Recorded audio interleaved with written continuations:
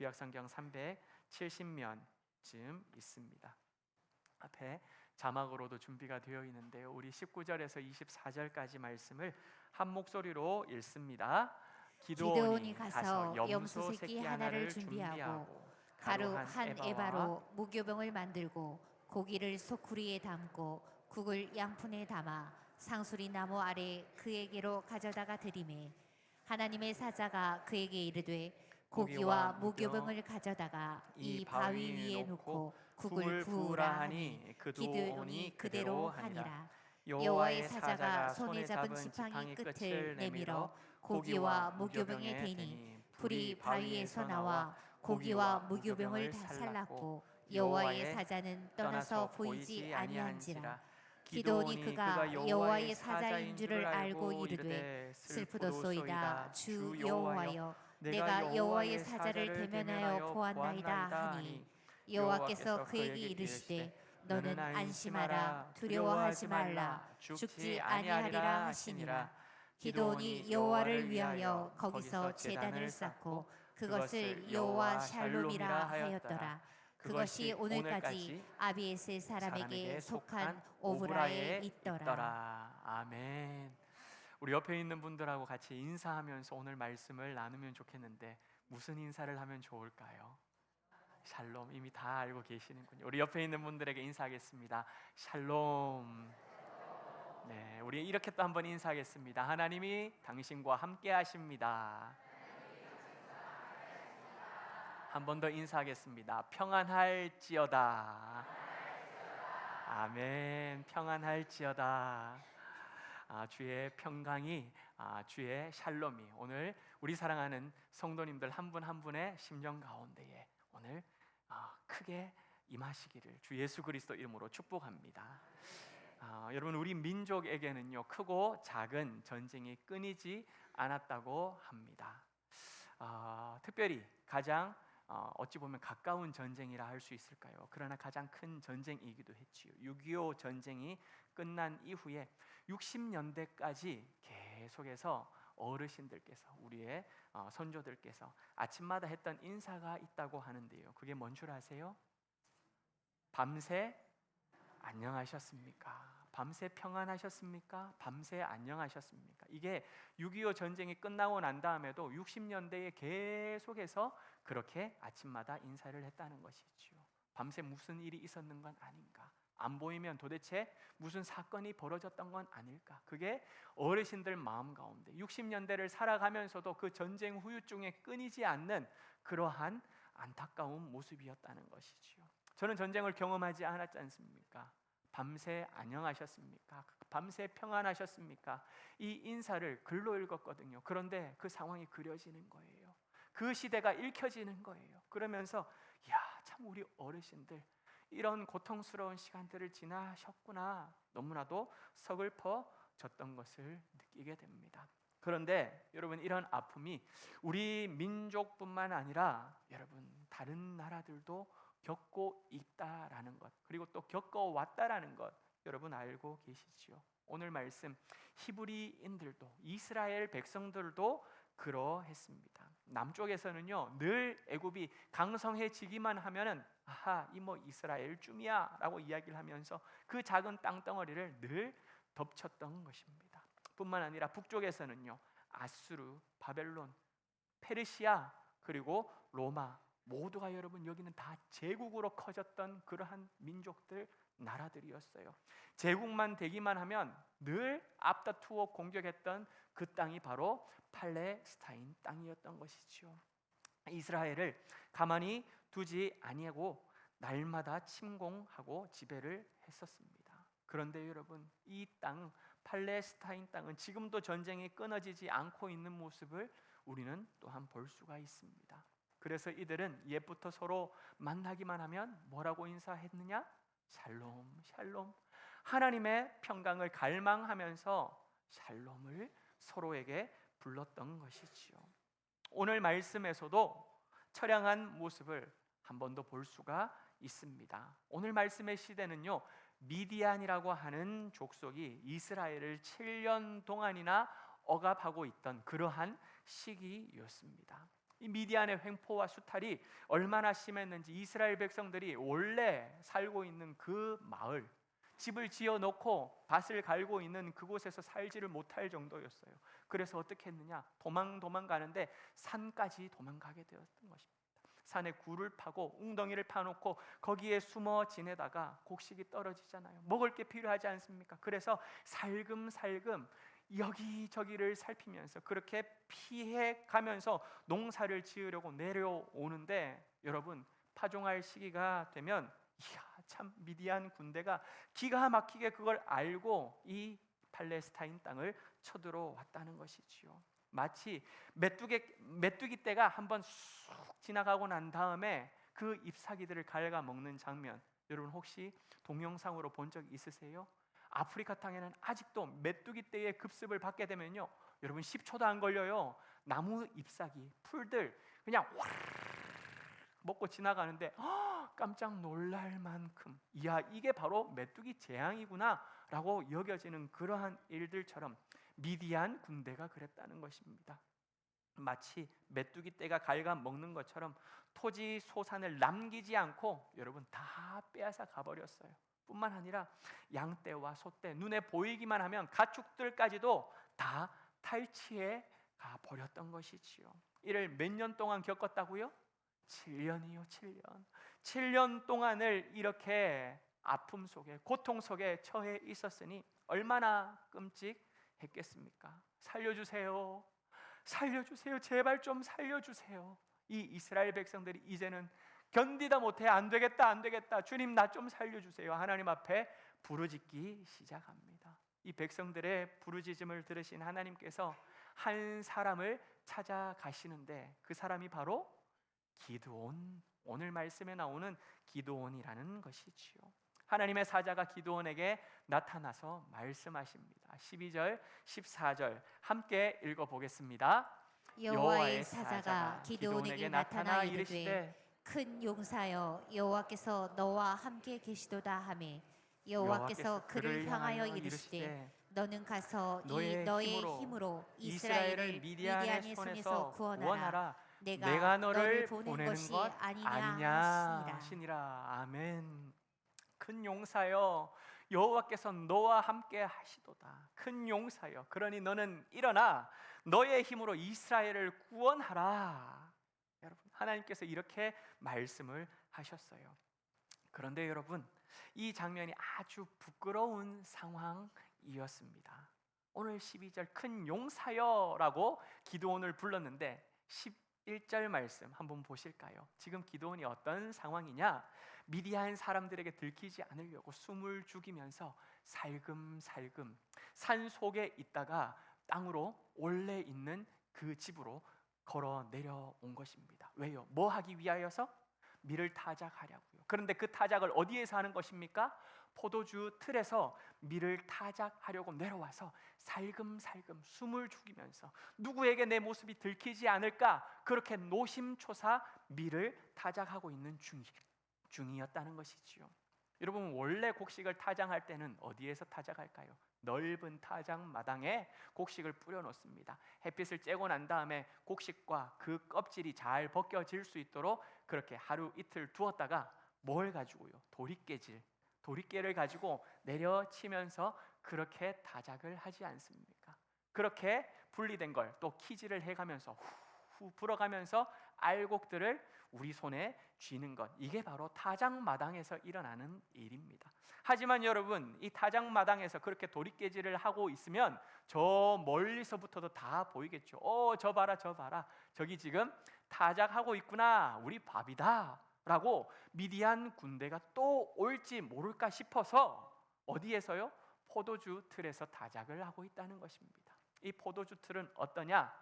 땅을 한 50cm, 60cm 정도 깊이를 파게 됩니다. 그리고 그 바닥 옆을 딱딱한 돌로, 널찍한 돌을 깔아놓고 웅덩이로 만들어 놓는 것, 이게 포도주 틀이에요. 왜요? 포도 알맹이들을 거기에다가 담아놓고 낮은 웅덩이 속에 발로 이렇게 밟으면서 포도즙을 만들어내는 것이지요. 이게 바로 포도주 틀이었어요. 기드온은요 타작마당이 두려워서 포도주 틀에서 여러분 50cm, 60cm 깊이라고 했지 않습니까? 거기에 내 몸을 숨기면서 웅크리고 앉아서 혹시나 내가 들키지는 않을까 그렇게 꾸구장한 자세로 손으로 이렇게 타작질을 하고 있는 중이었는데 주의 사자가 찾아와서 뭐라고 이야기를 했다고요? 큰 용사여, 큰 용사여, 용사라고 불렀다는 것이지요. 여러분 앞뒤가 안 맞아요. 맞아요. 앞뒤가 안 맞습니다. 게다가 기드온은요 큰 용사라고 부르지 못할 또 다른 모습이 나와요. 하나님이 그렇게 찾아오셔서 부르시는데 거기다가 대고 항변을 합니다. 15절 말씀을 한번 보여줘 보십시오. 어떻게 항변합니까? 저는 12지파 중에서도 제일 약한 므낫세 지파의 출신 아닙니까? 그런데 제가 무슨 일을 할 수 있겠냐라는 것이죠. 우리 집안은 가문 가운데서도 아무도 알아주는 이가 없는 그러한 집안인데 내가 뭘 믿고 나아가서 이 이스라엘 백성들을 이끌 수 있냐는 것입니다. 너 어디 출신이냐? 넌 무슨 집안이냐? 그런 집안이 있었냐? 아니 이름도 모르는데 제가 무슨 힘을 가지고 무슨 역할을 감당할 수 있겠냐는 것이지요. 뿐만 아니라 그 집안 안에서도 형편없는 이름도 없는 그 집안 안에서도 내 위치가 첫째입니까? 아니에요. 막내라는 거예요. 가장 작은 자, 이러한 나 같은 자가 무슨 일을 할 수 있겠느냐? 하나님에게 찾아오신 하나님에게 항변하고 있는 것입니다. 큰 용사여라고 부른 것만 아니라 하나님께서는 내가 너와 함께 함이니라, 너와 함께 하신다라고 말씀하신 그 하나님은, 그 말씀은 여러분 온데간데 없이 뭐만 보이느냐? 나의 연약함만 보이는 거예요. 나의 초라한 모습만 보이는 것입니다. 이러한 기드온에게 하나님께서는 한 번 더 말씀하시거든요. 그게 16절 말씀입니다. 우리 함께 읽어보겠습니다. 여호와께서 그에게 이르시되 내가 반드시 너와 함께 하리니 내가 미디안 사람 치기를 한 사람을 치듯 하리라 하시니라. 아멘. 내가 너와 반드시 함께 할 것이기 때문에 네가 미디안 사람 치는 것을 어떻게 친다고요? 한 사람 치듯 하게 될 것이다 라고 하나님께서 이 불안한 기드온의 마음에 확신을 심겨 주셨던 것이지요. 그때 기드온 여러분 어떻게 할까요? 그래도 기드온은 하나님을 믿지 못하고 표징을 보여주세요. 표징을 보여주면 제가 그러면 뭔가 한번 해보겠습니다 라고 이야기를 하고 있습니다. 여러분 혹시 이 기드온의 모습을 보면서 남 이야기라고 생각하십니까? 아니요. 네, 권사님 아니지요. 내 이야기고 우리 이야기 아닙니까? 믿지 못하는 그 기드온의 모습, 어찌 보면은 내가 내 속에도 똑같은 모습이 있는데도 불구하고 이거 혹여나 들키지 않을까 싶어가지고 감춰놓고 똘똘 뭉쳐놓고 내 안에서 그렇게 연약해 있는 이 모습, 이게 바로 우리의 모습이라는 것이죠. 그런데 이렇게 믿지 못하는 기드온에게 하나님은 자신을 기꺼이 보여주십니다. 준비한 고기와 무교병, 그러니까 빵덩이예요. 고기와 빵덩이를 바위 위에 올려놓고 난 다음에 국을 준비했는데 그 국을 흥건하게 고기 위에다가 부어 적시라는 것입니다. 빵을 다 축축하게 만들라고 이야기하는 것입니다. 여러분 제단 위에 흥건하게 젖어 있는 재물이라고 생각하면 누구 떠오르는 사람 없습니까?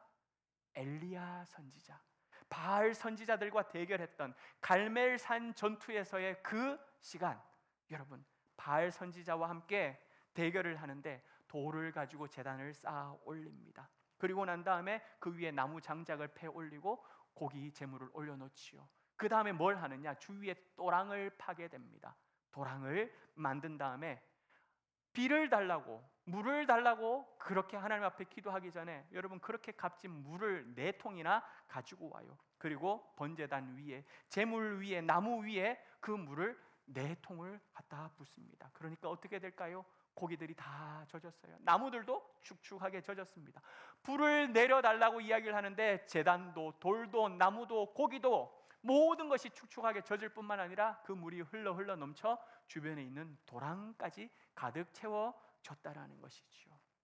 그때 엘리야가 기도를 합니다.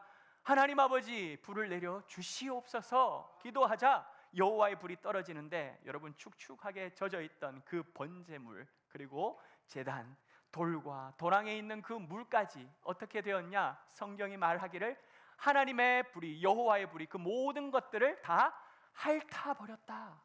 여러분, 핥아버려서 그냥 메마르게 만들어 버릴 정도로 그렇게 여호와의 불이 강력하게 임하였다는 것이지요. 오늘도 여러분 그렇습니다. 마찬가지예요. 하나님의 사자가 지팡이를 그 음식에 댑니다. 국을 부어서 고기가 축축해져 있어요. 빵이 이미 다 물이 가득 스며들어 있는 그런 상황이라는 것이죠. 그런데 여호와의 사자가 지팡이를 대게 되니 바위에서 엄청난 불이 일어나더니 젖어있던 고기와 빵을 모두 불살라 버렸다라는 것이죠. 야, 여러분, 표징을 보여달라고 기도원이 이야기를 하지 않았습니까? 표징 받지 않습니까? 옳다구니 감사하구나, 이래야 될 것 같은데 아이구나, 큰일 났습니다. 이번에는 기도원이 곡을 하기 시작합니다. 왜요? 내가 여호와 사자를 대면했다는 것입니다. 아이고, 내가 하나님을 봤으니 이제는 죽겠구나, 어떻게 하면 좋을까, 어떻게 하면 좋을까, 곡을 하기 시작했던 것이지요. 구약 시대에 여러분, 죄인들이 하나님을 대면하게 되면 죽임을 당하게 됩니다. 죄인이 하나님을 바라볼 수가 없다는 것이죠. 그래서 하나님께서는 모세를 통하여서도 백성들이 저 멀리 내려가라고, 하나님 앞에 서게 될 수 없다라고 그렇게 막았던 것을 보게 되지요. 심지어 대제사장도 여러분 1년에 한 번씩 지성소 안에 들어가게 되는데, 죄를 온전하게 회개하지 못하고 지성소 안에 들어가게 되면 어떻게 되느냐? 여러분, 그 안에서 죽어버려요. 송장이 되어 버린다는 것입니다. 그래서 출애굽기를 보면 제사장들의 옷에 뭐가 달려 있느냐? 딸랑딸랑 딸랑딸랑 방울 소리가 나도록 그렇게 방울이 달려 있다는 것입니다. 그래서 그 옷을 입고 방울을 달고 들어가서 딸랑딸랑 소리가 나면 아이구나, 우리 대제사장 지금 아직 살아있구나. 그런데 한동안 소리가 안 들려요. 그러면 야, 이거 큰일 난 거 아닌가? 조금 더 기다려볼까? 하다가 또 소리가 안 들려요. 그러면 아이고, 큰일 났구나, 대제사장 하나님께서 치셨구나. 그렇게 송장이 된 대제사장을 데리고 나왔다라는 것이지요. 여러분, 이렇게 하나님이 아니라 하나님의 사자를 대면하는 것만으로도 기도원은 지금 뭐 하겠다고요? 내가 죽겠구나, 아이쿠나, 내가 죽었구나, 두렵고 떨렸던 순간이었습니다. 이러한 기도원에게 하나님께서 위로하십니다. 사사기 6장 23절 24절을 우리가 힘차게 읽습니다. 여호와께서 그에게 이르시되 너는 안심하라, 두려워하지 말라, 죽지 아니하리라 하시니라. 기도온이 여호와를 위하여 거기서 제단을 쌓고 그것을 여호와 샬롬이라 하였더라. 아멘. 두려워 말라, 안심하라, 너는 죽지 아니하리라. 하나님께서 이렇게 이야기를 해 주심으로 말미암아 기도온은 그제서야 평안을 누릴 수, 안녕을 찾을 수 있었다라는 것이지요. 여러분, 기도온을 만나 주신 하나님이 어떤 하나님이세요? 저주의 하나님이 아니십니다. 심판의 하나님이 아니셔요. 죽음의 하나님이 아니라 여러분, 평강을 주시는 분, 샬롬의 하나님이신 줄 믿습니다. 죽음을 명쾌하시고 두려움과 저주에서부터 건져내시는 하나님, 우리 심령에 평안을 베풀어 주시는 분, 그분이 바로 샬롬의 하나님이라는 것이지요. 그렇다면 여러분, 이 샬롬의 하나님, 평강의 하나님이 우리에게는 여러분 언제 필요할까요? 샬롬의 하나님, 평강을 주시는 그 하나님이 우리에게는 언제 필요하냐? 이것이 오늘 말씀이에요. 삶의 터전이 무너져 내려앉을 때, 내 삶에서 거둘 것이 하나도 없을 때, 모든 것이 짓밟히는 것과 같은 그러한 순간이 내 앞에 찾아올 때, 그때 여러분, 샬롬의 하나님, 평강의 하나님이 우리에게 절실히 필요하다라는 것입니다. 오늘 말씀을 한번 보십시오. 미디안 족속이 이스라엘을 괴롭히는데 단순히 침략만 한 것이 아니었어요. 그냥 어느 정도 점령만 하고 있다가 세금만 조금 바치면 될 정도, 그런 게 아니었다는 것입니다. 파종할 때마다 찾아왔다라고 했지요. 여러분, 땅을 그냥 초토화시켜 버립니다. 먹을 것 하나 없어서, 여러분, 북한이 먹을 것 없어서 산에 올라가서 나무 껍질 벗겨 먹었다는 말, 그런 이야기들 많이 들어보셨지요. 지금 이스라엘이 딱 그런 상황이라는 거예요. 산으로 도망가는 것 정도가 아니라 파종할 때 와서 땅을 다 초토화해 버리니까 곡식이 어디 남아 있겠습니까? 그나마 조금 남아 있는 건 밀을 가지고 혹여나 이것마저 뺏길까 싶어서 포도주 틀에서 여기저기를 살피면서 그렇게 타작질을 했던 그런 기도원의 모습이 그 상황이었다는 거예요.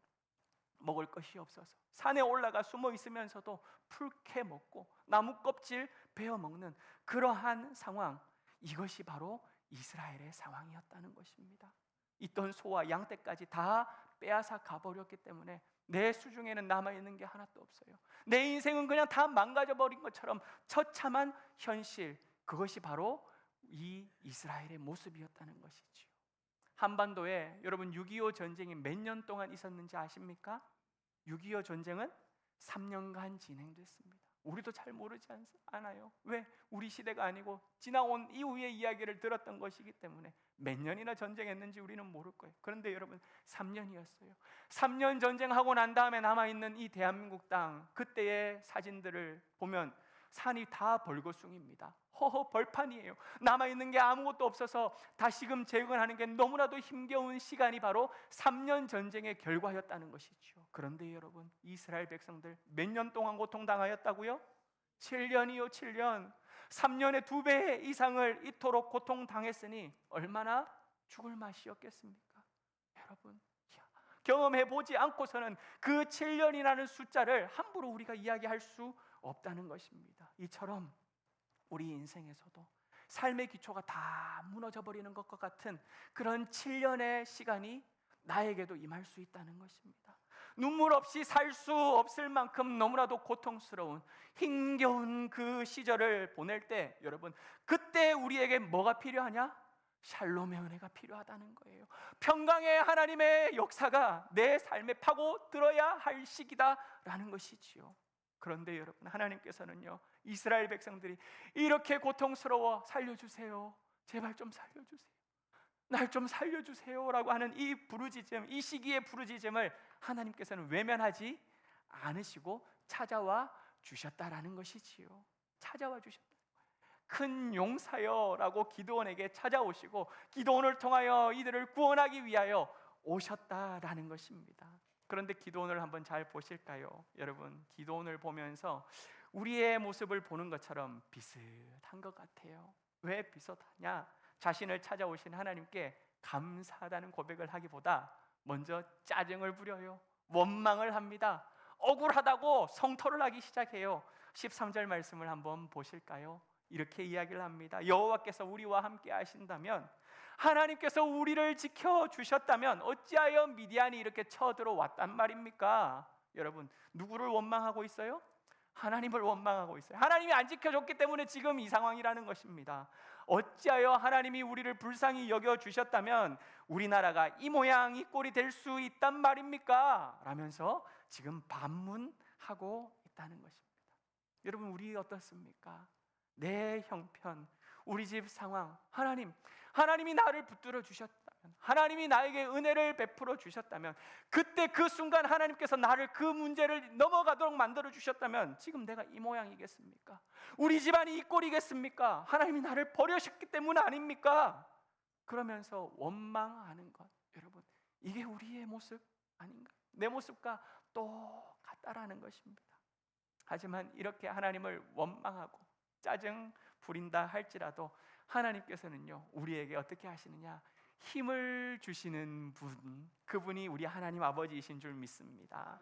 14절 말씀 한번 보십시오. 뭐라고 이야기를 하느냐?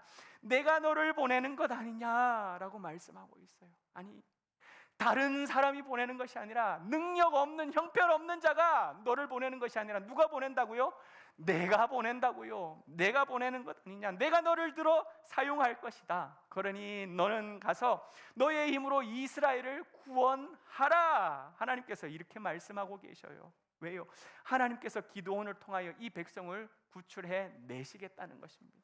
지금까지 아무도 하지 못했던 그 일을 이제는 내가 너를 들어서 이 역사를 이루어 가겠다. 이 상황에서 빠져나오게 만드는 일을 너를 통하여 실현해 내겠다, 이루어 가시겠다라고 우리 하나님 아버지께서 힘을 주시며 말씀하셨다라는 것이지요. 하지만 여러분, 기도는 이 하나님의 말씀에 어떻게 반응했을까? 15절 말씀 다시 한번 보십시오. 내 모습이 한없이 초라하고 형편없는 것만 보입니다. 하나님의 말씀은 귀에 안 들어와요. 하나님께서 나에게 이루실 그 일들은 그림이 그려지지 않아요. 왜요? 내가 지금 너무나도 형편없거든요. 내가 지금 너무나도 초라하거든요. 패배의식 속에 사로잡혀 있기 때문에 7년 동안 그렇게 압제 가운데 살아왔기 때문에 내가 할 수 있는 것이 아무것도 없었기 때문에 그것 때문에 지금도 나는 아무것도 못하겠다고 그렇게 하나님께 이야기를 하고 있다는 것입니다. 여러분, 우리는 어떻습니까? 우리는 어때요? 내 앞에 있는 문제, 그거를 혹여나 우리 셀 모임을 하면서, 그리고 또 우리 장로님이나 권사님이나 우리 성도님들 서로 함께 기도하시는 분들이 계셔서 그 문제를 같이 이야기를 나눠요. 같이 이야기를 들어요. 눈물을 흘려요. 그리고 난 다음에 같이 축복하며 기도하는 가운데 하나님께서 주시는 대안, 하나님께서 은혜 가운데 이러면 어떨까라고 하는 그런 지혜를 주셔서 이야기를 나누어요. 뿐만 아니라 사람들에게는 내가 이야기를 참아 못하겠어요. 너무너무 부끄러워요. 그래서 하나님 앞에 새벽마다 나와서 그렇게 눈물로 엎드려 기도합니다. 금요 기도의 시간이 나와서 불을 다 끄고 기도를 하니까 하나님, 옆에 사람 모르겠지요. 그러나 내 마음의 아픔은 하나님은 알고 계시지요. 이 눈물이 왜 흐르는지 우리 주님은 보고 계시지요. 주님, 나 너무 힘들어요. 나 너무 고통스러워요. 그렇게 기도하는 가운데 하나님께서 응답을 주신다라는 것입니다. 그렇게 응답을 주시면 옆에 있는 지체들이, 영적인 지체들이 귀하고 복된 대안을 이야기를 해주면, 여러분, 그러면 우리는 어떻게 하면 돼요?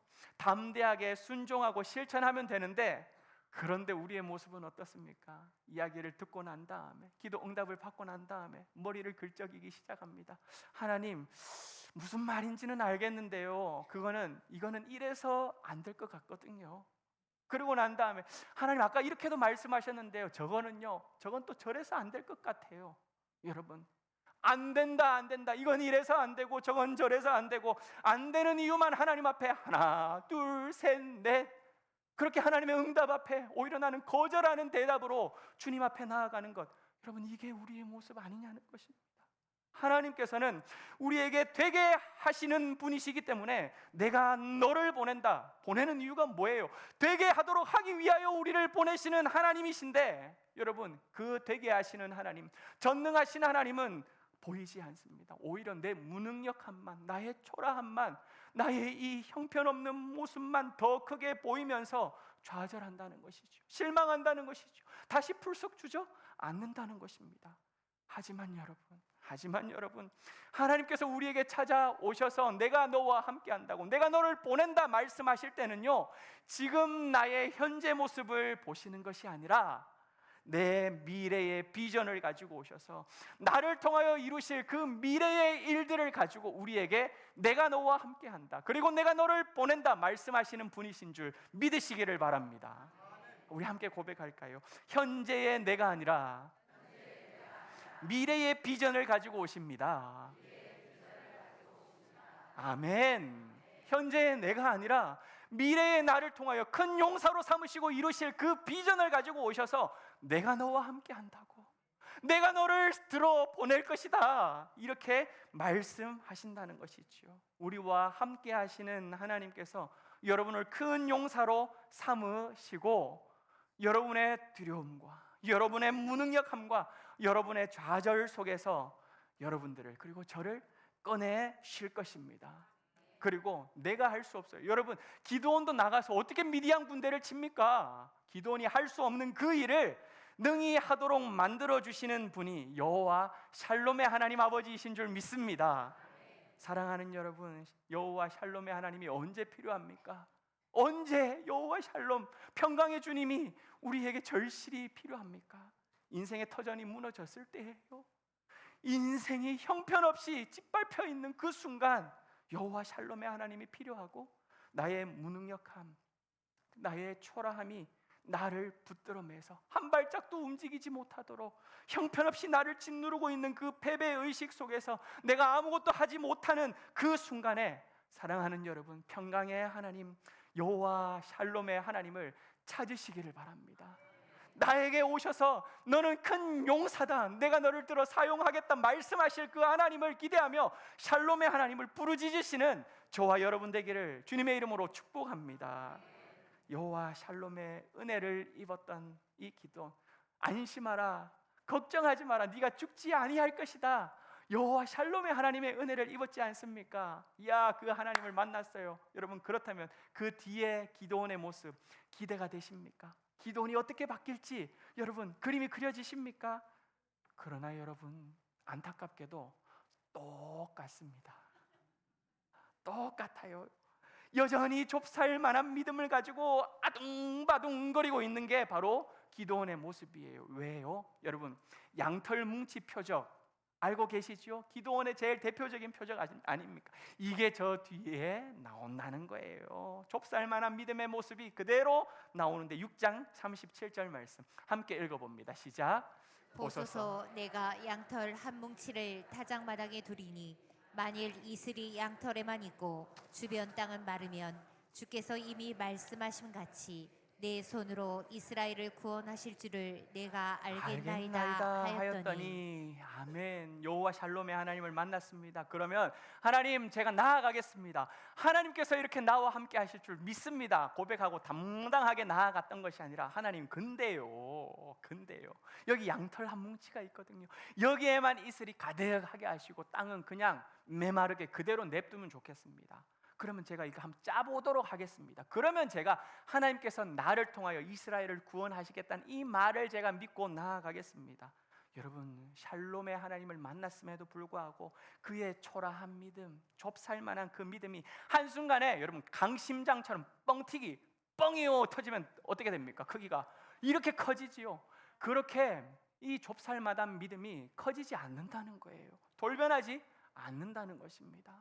그런데 여기서 끝나고 한번 보여주셨지 않습니까? 그러면 여기서 아이고 하나님 감사합니다, 보여주셨으니까 이제는 제가 믿고 나가겠습니다, 이랬으면 얼마나 좋았을까요? 그게 아니라는 것입니다. 39절에서 한 번 더 여호와를 시험합니다. 뭐라고 이야기를 합니까? 또 하나님께 여쭐 텐데요, 하나님 아버지 노하지 마십시오. 한 번만 더 양털로 시험하게 해주십시오. 우연일 수 있지 않습니까? 거기 누가 물 부어놨을지 모르지 않습니까? 이번에는 반대로 좀 한번 해주십시오. 양털 말고 나머지는 촉촉하게 적셔주시고 양털은 진짜 그냥 뽀송뽀송한 그대로 남겨주시면 그러면 제가 믿겠습니다. 여러분, 이렇게 하나님을 시험합니다. 그러나 우리 하나님께서는요, 그 시험까지도 그대로 받아주시는 하나님 아버지이신 줄 믿으시길 바랍니다. 아멘, 아멘. 사랑하는 여러분, 저는 이 기도원의 이 모습이 너무너무 감사해요. 너무너무 감사하다고요. 왜요? 만약에 여호와 샬롬의 하나님을 만났어요. 그리고 난 다음에 하나님 이젠 됐습니다, 제가 나아가겠습니다, 순종하겠습니다, 그리고 나아가서 미디안을 그냥 한 방에 쳐 부셨다면 여러분, 저는 오히려 기도원이 좀 싫었을 것 같아요. 이야, 한 방에 그냥 바로 그냥 되는구나. 우리의 모습이 어떻습니까? 한 방에 그렇게 하나님을 신뢰하게 되고, 한 방에 그렇게 하나님을 의지하게 되고, 한 방에 내 믿음이 그렇게 뻥튀기처럼 그렇게 커지십니까? 아니시요. 아니에요. 지금 기도원의 이 모습이 내 모습하고 똑같다라는 것입니다. 여호와 샬롬의 하나님을 만났지만 여러분, 그렇게 하나님을 만났다고 해서 내가 무조건 담대해질 수 없다라는 것입니다. 여러분, 여호와 샬롬의 하나님을 만났기 때문에 내 인생이 더 이상 이제는 흔들리지 않고 꼿꼿하게 그렇게 걸어 나가시는 분 여기 계십니까? 아니에요. 늘 하나님을 만나지만 그 하나님 때문에 내가 새 힘을 얻어 걷다가도 어이쿠나 흔들리는 게 우리의 모습이에요. 때로는 흔들리는 것만이 아니라 풀썩 주저앉기도 합니다. 넘어져서 일어나지 못하는 경우들도 우리 안에 비일비재하다라는 것이지요. 기도원을 보십시오. 여호와 샬롬의 하나님을 만났는데도 여전히 두려워합니다. 여전히 걱정하고 있어요. 여전히 작은 믿음을 가지고 하나님을 시험하지요. 그런데 한 번으로 안 돼서 또 시험하고 또 시험하는, 이게 기도원의 모습이에요. 이 기도원의 모습을 보면서 저하고 똑같다라는 거예요. 그래서 저는 이 성경이 너무너무 감사하다는 것입니다. 야, 그래, 이게 은혜지. 나하고 똑같은 존재, 이러한 정말 지푸라기 같은 존재를 하나님께서는 들어서 사용하시는 것, 이게 은혜지. 여러분, 여기에 기쁜 소식이 있다는 것입니다. 하나님께서는요, 이러한 기도원을, 믿음 없는 기도원을, 하나님을 시험하고 또 시험하는 기도원을 버리지 않으셨다는 거예요. 미디안 군대를 쳐야 되는데, 어마어마한 군대가 저기 앞에 있는데, 야, 한 번이고 두 번이면 됐지, 야, 세 번이고 네 번, 아유, 너 보니까 안 되겠다, 탈락이다, 탈락, 난 다른 사람 구할 테니까 너 가서 쉬어라. 그냥 그렇게 하지 않으셨다는 거예요. 하나님께서는 노하지도 않으시고 그의 연약한 믿음을 그저 붙들어 주셨어요. 한 번 시험하면 오냐, 그래, 알겠다, 내가 받아줄게, 그렇게 받아주셨고요. 두 번 시험하면 아유, 네가 또 필요하는구나, 그러면서 그 시험까지도 잡아주시고 붙들어 주시는 분, 그게 바로 여호와 샬롬의 하나님이라는 것입니다. 사랑하는 여러분, 우리도 예배를 드리며 은혜를 받고 결단합니다. 말씀 듣고 난 다음에 기도하면서 찬양할 때는 하나님 아버지 감사합니다, 내가 이 믿음 가지고 이번 한 주간 힘차게 살아가겠습니다. 큰 용사여 말씀하시는 그 하나님 아버지 감사합니다, 나와 함께 하신다고 하셨죠? 네, 제가 당당히 나아가겠습니다. 그렇게 하다가 축도 마치고 문 열고 나가는데 그때부터 어느 순간 다시 좁쌀만한 이 마음. 여러분, 밥 먹으면서 그냥 믿음은 다 없어져. 여러분, 이게 우리의 모습이라는 거예요. 또다시 흔들립니다. 집에 돌아가면서 다시 두려움이 찾아온다는 것이죠. 그러나 우리 샬롬의 하나님께서는 이러한 우리를 포기하지 아니하시는 줄 믿습니다. 이러한 우리를 놓지 않으신다는 것입니다. 노하지 마시고 한 번만 더 보여주십시오. 그렇게 까탈스럽게 구는 우리들, 그렇게 하나님 앞에 엎드려 기도하면서 주님을 찾는 그 순간까지도 하나님께서는 그래, 오냐, 알겠다, 그러면서 언제든지 주의 영광을 보여주시는 분, 그분이 우리 하나님이라는 것이죠. 우리가 하나님을 시험하듯 행동해도 끝까지 기다려 주시며 우리를 결국에는 여러분 큰 용사로 만드시고 큰 용사로 다듬으시고 하나님의 그 귀하고 복된 일, 미디안을 한 사람 치듯 만드는 그 일들을 저와 여러분들을 통하여 펼쳐 가시는 분, 그분이 바로 샬롬의 하나님 아버지이신 줄 믿습니다. 사랑하는 여러분, 오늘 이 말씀을 들으면서 내가 얼마나 강하고 담대한가, 여러분 그걸 따지지 마세요. 나는 강할 수가 없어요. 늘 연약한 자가 우리 아닙니까? 내가 얼마나 큰 일을 할 수 있을까? 오늘 또 예배 드리고 돌아가면 내가 좀 힘을 얻었으니까 내가 뭔가를 할 수 있겠지. 여러분, 이걸 바라보지 마시고 평강의 하나님, 샬롬의 하나님, 내가 너와 함께 하신다라고 말씀하시는 그 하나님, 내 현재의 모습은 형편없지만 내 미래의 비전을 보시면서 나를 큰 용사로 삼아주시는 그 하나님, 그 하나님이 나와 함께 하신다는 이 사실을 여러분 믿고 나아가는 우리 모두가 되기를 주 예수 그리스도 이름으로 축복합니다. 그분을 통해 우리 하나님께서는 우리를 큰 용사로 세워 가실 것입니다. 미디안 군대와 같은 그런 엄청난 일들이 우리 앞에 놓여졌을 때에 여러분 한 사람 치듯 그렇게 하나님께서는 우리를 들어 기도원을 들어 보내시는 것처럼 우리를 들어 그 일들을 감당하도록 만들어 주신다라는 것이죠. 그 은혜를, 그 능력을 하나님께 부여받는 저와 여러분들 되시기를 우리 주 예수 그리스도 이름으로 간절히 축복합니다. 오늘 주신 말씀을 생각하며 아무것도 두려워 말라, 주님 앞에 찬양을 올려드리겠습니다.